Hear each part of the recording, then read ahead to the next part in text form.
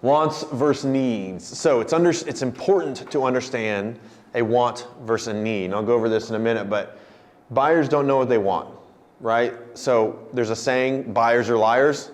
They're going to tell you one thing and then do something else. They're going to say they want a house in Piedmont, and then they're going to send you a Zillow link to a house in Edmond, right? They don't know what they want until they see it. So what I say is work within their needs and be broad with their wants.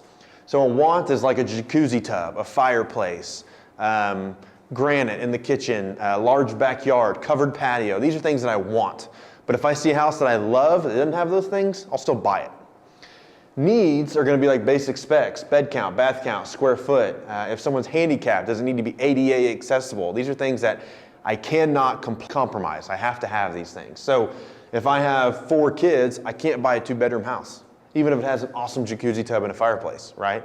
So these are needs versus wants. Does that make sense? What can I bend on and what can I not bend on? If my kid is a junior in high school, I have to be in that school district. We're not changing schools.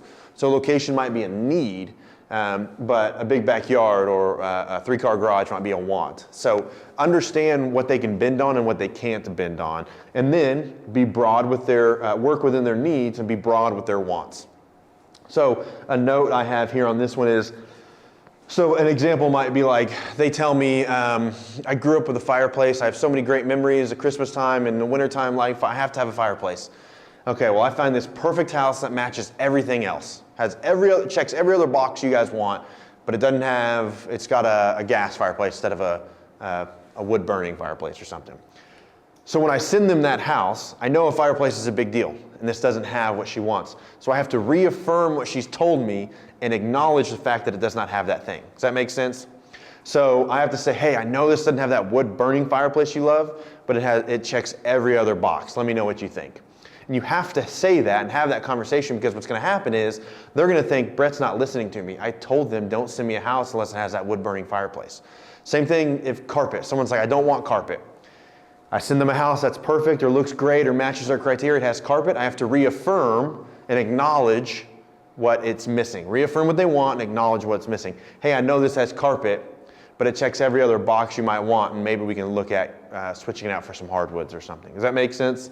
So reaffirm what they told you, and then acknowledge it, and then you can move past it without them thinking you're not listening to me. You don't know what I'm saying. I use that tactic a lot when I'm capturing buyers at open houses. When a buyer comes into an open house or a sign call, I'm gonna get real basic stuff from them, right? Because it's a short conversation. So if they say I'm looking for this, and this, it's probably not out there, right? Because they probably would have found it too already. So we have to work within their needs and be broad with their wants, because they don't know how to do that in their own head yet. So that's where I can say, hey, great to meet you on Sunday, blah, blah, blah. Hey, I found this house. It doesn't have that thing you wanted, but it has this, and this. Tell me what you think. And that way I'm acknowledging, or I'm reaffirming what they said and acknowledging what it doesn't have, and then I can move past it and get their opinion on this property. And then the more houses I show, the more I can see how vital is that thing. Do they really care? Or do they just watch an episode of HGTV the night before and they thought it'd be cool to have, right? So I can probe and find out what the difference is. But that was a big thing. When I was brand new doing a bunch of open houses, I'd have great conversations, I'd have great meetings, I'd get contact information, and then I'd go to the MLS and type in what they want, and there'd be nothing. And they'd be like, dang it. I'd set up a search, nothing would pop up. A month later, something pops up, says, hey, this search for Doug, send this to Doug. Well, Doug, that was 4 weeks ago. Doug's gone now. I'll never talk to Doug ever again. So the idea is immediately I need to start communicating with them immediately on either Sunday night or Monday. So if I can't find anything, I'm going to send something. I'm going to reaffirm what they said, acknowledge the difference, and then see if I can get them out to look at a house. Does that make sense? And that way you're still listening to them, but you're trying to get them out into something. So buyers' needs make sense. Wants versus needs. So you need to have this conversation and set those expectations with people. So again, set expectations regarding the probability of finding what they want. So that's where I say, if you're looking for a specific property, like I'm looking for only historic homes, or I'm looking at only houses on land, right? I want under 200 with a 60 by 40 shop with a pool and 2,000 square feet. Okay, nothing like that sold in the last year. So what can we bend on? have that expectation. I plugged in your criteria. I looked at everything that's ever sold in the last 2 years, 3 years, 1 year, 6 months. Nothing's popped up. So what can we bend on? Do we need that shop? Can we build our own shop?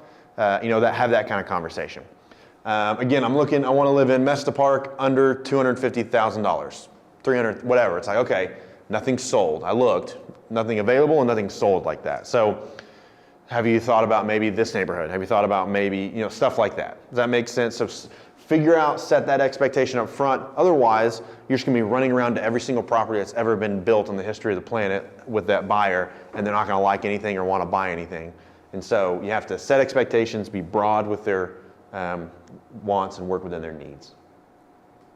A lot of people can't get out of their own way. They don't know what they like or want, and you have to kind of guide them into what works for them and what's good for them, what's perfect for them. The lending process. So again, the best thing you can do, best case scenario, if you get a referral from a client, is like, hey, this is the old one. So you can say, hey, let's meet up at Starbucks. Let's sit down. I want to go through this whole process for you, right? Hey, Miller, my friend gave me your information. I'm thinking about buying a house. Perfect. Let's meet up here at the office or go to a Starbucks. I want to talk to you about the whole process. And then bam, we're just going to have all these conversations, one after another. Now you've set all those expectations. If it's not a referral, if it's like I met him at an open house or a sign call, I need to have these conversations across our relationship. Now, if I'm at an open house, they're not going to sit down with me and talk about these things, right? I have to be quick. I have to capture them. I have to be likable, do all those things. So when I go show them the first house, then I have conversation 2 and 3. The next house, maybe I have conversation 3 and 4. Or at this house, I talk about this. At the next house I show them, I talk about that. Does that make sense? So you can have these conversations organically, naturally, but they have to be had. I can't have writing the offer conversation when they love a house and want to write an offer. Now it's too late. Now the fears of the offer writing already set, and I haven't set that expectation yet. I can't talk about the inspections after the inspections or at the inspections, right? So you can have these conversations across time. Best thing to do is sit down with them and explain everything. But you can have them across time. Just make sure you're having them before the event happens. Does that make sense? Because in your first several years or until you start getting some referrals, a lot of your business is going to be captured business from open houses, FSBOs, sign calls, that kind of stuff. So you need to be able to have these conversations over time organically while you're walking through a house, while you're sitting at an open house, while you're on the phone, while you're texting, that kind of stuff.